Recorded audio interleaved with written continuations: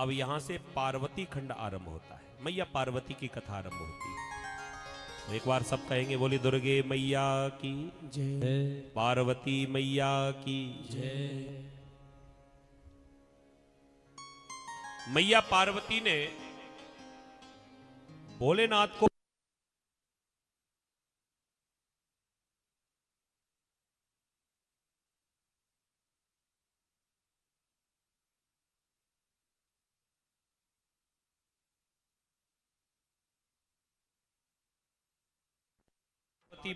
ना,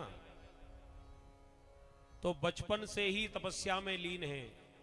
इनका स्वभाव भगवान के प्रति ऐसा हो गया कि भोलेनाथ तो केवल भक्ति से ही प्राप्त होंगे।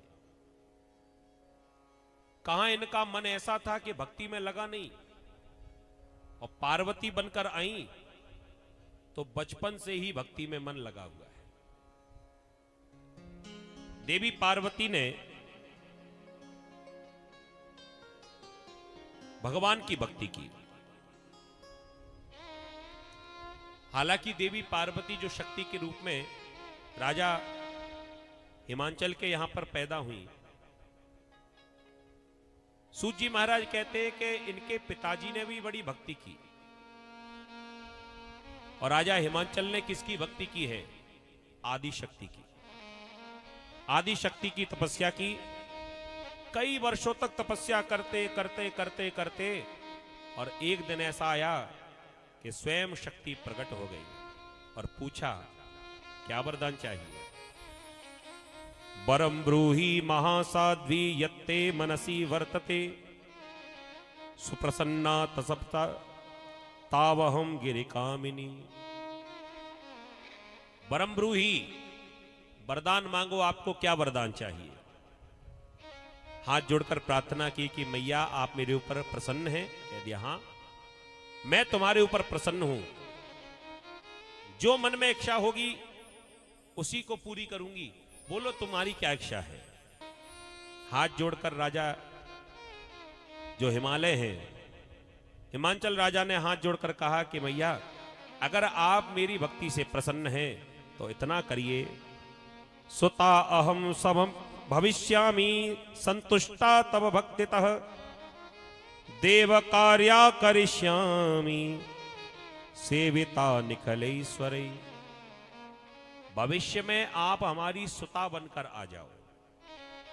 आप जैसी कन्या मैं चाहता हूं, अगर आपकी कृपा मेरे ऊपर हो जाए तो मुझे पिता का सुख मिले, और मैं पिता बनना चाहता हूं, वो भी तुम्हारी जैसी बेटी का। क्योंकि मैया पहले कह चुकी हैं कि जो तुम्हारे मन की अभिलाषा होगी उसे मैं पूरी करूंगी। आदि शक्ति ने कहा, अगर आपकी यही इच्छा है तो जाओ,